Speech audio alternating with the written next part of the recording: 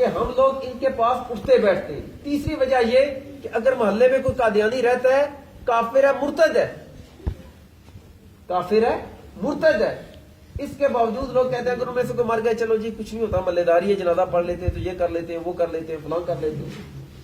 مقصد میرا کہنے کا یہ ہے کہ ہماری یہ بلا وجہ کی محبتیں ہمارے عقیدوں کو لے ڈوبی اور ہماری اولادوں کو لے ڈوبی اور ہمارے دین میں فساد پیدا کرنے کا ایک سبب بن چکا۔ چوتھی وجہ اس کی یہ ہے ہمارے لوگوں کو علم ہی نہیں ہے کہ قادیانی کافر ہے۔ چونکہ اس دور میں زیادہ تر جو شہرا ہے، زیادہ تر جو کہہ لیں کہ انہوں نے ایک اور میں بات آپ کو معلومات کے لیے عرض کرتا چلوں کہ ہمارا یہ ضلع کوٹلی، صدروتی، یہ جو ایریاز ہیں بارڈر کے جو قریب علاقے ہیں، ان لوگوں نے تقریباً 20-25 سال پہلے اقوام متحدہ میں ایک اپلیکیشن دائر کی ہوئی ہے اور ابھی تک وہ موجود ہے، جس میں انہوں نے یہ کہا ہے، یعنی ان کا موقف یہ ہے کہ ہم اقلیت میں ہیں، ہم اقلیت میں ہیں اور یہ علاقے جو ہیں یہ ہمیں بطور ملک دیا جائے۔ میری بات سمجھ آ رہی ہے نا؟ اور میری ایک آسان الفاظ میں سمجھاؤں، جس طرح یہ آزاد کشمیر ہے نا، پاکستان کا کے ساتھ الحاق ہے اس کا، یہ کہتے ہیں کشمیر میں سے اتنا ایریا ہمیں دیا جائے کہ وہ ہم مملکت قادیانیت بنائیں۔ سمجھ آ رہی میری بات؟ کہ ہم اپنا ایک علیحدہ وطن، جس طرح ہم نے علیحدہ وطن پاکستان حاصل کیا نا، انہوں نے اپلیکیشن جو دائر کی ہوئی ہے اس میں یہ ہے کہ ہمیں ایک علیحدہ وطن دیا جائے کہ ہم کشمیر میں رہتے ہیں یا مختلف علاقوں میں رہتے ہیں یا مسلمان ہمیں تنگ کرتے ہیں، تو ہمیں علیحدہ وطن کے طور پر یہ جگہ دی جائے تاکہ ہم اپنی جو ہے وہ مذہبی معاملات جو ہیں وہ آزادی سے ادا کر سکیں۔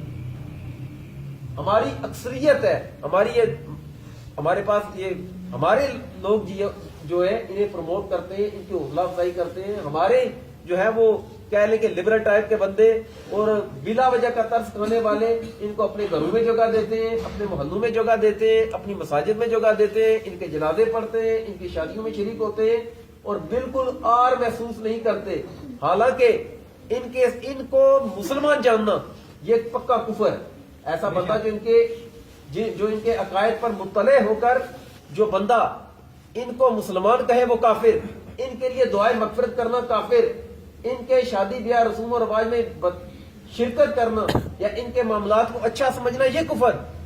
لیکن ہماری اکثریت ہے جو اس کی طرف اس کی طرف توجہ نہیں۔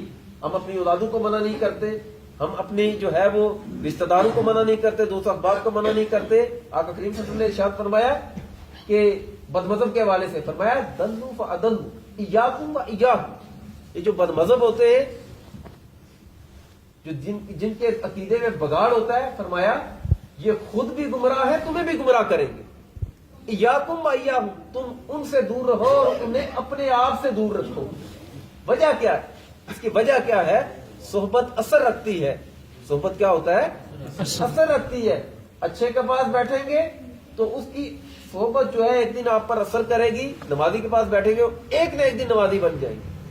اگر کوئی چور ہی ہے، اگر کوئی چور ہے، کسی نیکوکار کے پاس بیٹھتا ہے تو کسی نہ کسی دن اللہ عز و جل اس کی چوری کی عادت ضرور چھڑائے گا۔ لیکن اگر کوئی نیک بندہ ہے، وہ روزانہ شراب خانے میں جاتا ہے، نماز پڑھتا ہے، اللہ کا ذکر بھی کرتا ہے، شرابیوں کی اس کی مجلس ہے، اگر وہ شراب پینے والا نہ بھی نہ بنا تو مشہور یہ ہو جائے گا کہ یہ شرابیوں کا یار ہے۔ میری بات سمجھ آ رہی ہے؟ اسی طرح اگر ان لوگوں کے ساتھ اٹھیں گے بیٹھیں گے، میں آپ کو بتاؤں یہ دائرہ اتنا وسیع ہو گیا ان کا کہ ہماری نیو سٹی میں آپ کو پتا ہے یہ قریب میں تو بہت دور نہیں ہے، یہ پورا ان کا ٹاؤن بنا ہوا ہے۔ بنخرما میں کئی ایسے قادیانی ہیں جن کو آپ لوگ نہیں جانتے، اس علاقے تک ان کے ہاتھ پہنچ گئے اور میں تو حیران ہوا۔ ہمارے علاقے سے کچھ لوگوں نے ان کا باقاعدہ جنازہ پڑھا، جنازہ پڑھنے کے بعد مجھے پتا چلا تو میں نے انہیں تجدید ایمان کروایا باقاعدہ، اور کچھ کے میں نے تجدید نکاح بھی کروائے، اور انہوں نے کہا یہ جی کلمہ تو ہماری طرح ہی کے پڑھتے ہیں۔ مقصد میرا کہنے کا یہ ہے کہ قادیانی کے کوئی سینگ نہیں ہوتے، وہ انسان ہی ہوتے ہیں، بندے ہی ہوتے ہیں۔ لیکن اگر پتا ہے کہ یہ فلاں بندہ قادیانی ہے، اس کے ساتھ یاریاں لگانا، اس کے ساتھ اٹھنا بیٹھنا یہ بندے کے ایمان کے لیے سخت خطرہ ہے۔ سیدنا عمر فاروق رضی اللہ تعالیٰ نے ایک مرتبہ کھانا کھا رہے تھے، ایک شخص آیا، اس نے ایسے کیا کہ قرآن پاک کی جو آیتیں کافروں کے بارے میں تھی وہ مسلمانوں کے بارے میں پڑھنا شروع کی.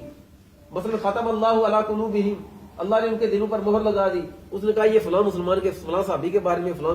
حضرت عمر فاروق رضی اللہ تعالیٰ عنہ سے ارشاد، اس بندے سے کہا اٹھ یہاں سے چلا جا کہ تو اسلام میں تفرقہ پیدا کرنے کی کوشش کر رہا ہے. کافروں کی آیتیں مسلمانوں پر جو ہے وہ لگانے کی کوشش کر رہا ہے. مقصد میرا کہنے کا یہ ہے کہ اس بندے کو اپنے پاس سے اٹھایا. ان کی نحوست ہوتی ہے. ایک چیز یاد رکھیے گا، انگریز نے سب سے پہلا کام یہ کیا کہ مدرسے کے مقابلے میں سکول لایا. مدرسے کے مقابلے میں سکول لایا. ہم کہتے ہیں کہ شیزان کمپنی کی بنی ہوئی چیزیں چھوڑ دو، شیزان بوتل پینا چھوڑ دو، ان کی جیم چھوڑ دو، شیزان کمپنی کی جو بنی ہوئی چیزیں اور بھی کافی ساری چیزیں. لیکن جب تک ہمارا اپنے علماء سے رابطہ مضبوط نہیں ہوگا، اس بارے میں معلومات نہیں لیں گے، علماء کے پاس اٹھیں گے بیٹھیں گے نہیں، ان سے مسائل نہیں پوچھیں گے. لوگ کہتے ہیں نا مولوی بتاتے نہیں ہیں، لوگ کہتے ہیں مولوی بتاتے نہیں ہیں. میں کہتا ہوں پوچھتے کب ہیں؟ ہمارا ان علماء سے دوری کی وجہ سے معاملہ یہ ہوا کہ ہماری اکثریت ایسی ہوگی جو یا تو بد عمل ہو گئی یا بد عقیدہ ہو گئی یا پھر بد عقیدوں کی ہم نوا ہو گئی. آپ کے پاس یہ مولانا صاحب ہیں، مولانا عبد الکریم صاحب. میں بھی تو باہر سے نہیں، آپ میں سے اکثریت مجھے جانتے ہیں، یہ محمدی مسجد کا میں امام ہوں. آپ کے محلے سے کافی لوگوں نے کئی مرتبہ وہاں پر اعتکاف کیا ہے. میں کئی مرتبہ سوچتا ہوں بنکما کی آبادی 40,000 ہے، لیکن اس مرتبہ جو ہماری مسجد میں اعتکاف ہوا 110 بندہ تھا. وہ میں سے صرف 60 بندے ہمارے بن خرما کے تھے. باقی کوئی جیلم کا تھا، کوئی بمبر کا تھا، کوئی دینے کا تھا، کوئی جاتنا کا تھا، کوئی چیچیوں کا تھا، کوئی یونیورسٹی کا تھا، کوئی کہاں کا، کوئی کہاں کا F2 کے F1 کے F3 کے. 40,000 میں سے 40,000 سے زیادہ آبادی ہے. 40,000 میں سے حضرت صاحب صرف 60 بندے اعتکاف کر رہے ہیں. پریشانی کی بات ہے یا نہیں؟ کوئی فیس نہیں، کوئی کچھ نہیں، مفت دین سکھایا جا رہا ہے. کلاسز ہوتی ہیں. مولانا یہ مفتی صاحب جو یہاں پر جنہوں نے خطاب کیا، مفتی ناصر صاحب، ایک پیریڈ ان کا بھی ہوتا ہے. یہ علماء کرام بلائے جاتے ہیں لیکن عوام نہیں ہوتی، توجہ کوئی نہیں. تو مقصد میرا کہنے کا یہ ہے کہ سرکار کے عالم صلی اللہ علیہ وسلم نے ارشاد فرمایا نا، نبوت ختم ہوگی، رسالت ختم ہوگی، میرے علماء جو میرے خلفاء ہیں یہ باقی. قیامت تک جو بھی عالم ہے بغیر پیسے لگائے، بغیر زمین لیے، جائیداد کچھ بھی کیے، اللہ عز و جل اسے سرکار کا خلیفہ ہونے کا منصب عطا کر رہا ہے. اس لیے سرکار کو عالم صلی اللہ علیہ وسلم نے ارشاد میں من صافح عالما کفاکانما صافحنی، جس نے کسی عالم سے مصافحہ کیا اس نے میرے ساتھ مصافحہ کیا. جس نے کسی عالم کی زیارت کی اس نے میری زیارت کی. اور جو کسی عالم کے پاس بیٹھا وہ سمجھے میرے پاس بیٹھا. اللہ عز و جل ہمیں عقیدہ ختم نبوت پر یقین رکھنے کی اور دوسروں تک یہ باتیں پھیلانے کی اور اپنی اولادوں کو اور خود اپنے احباب کو ان لوگوں سے، بد مذہبوں سے بچانے کی توفیق عطا فرمائے. آمین.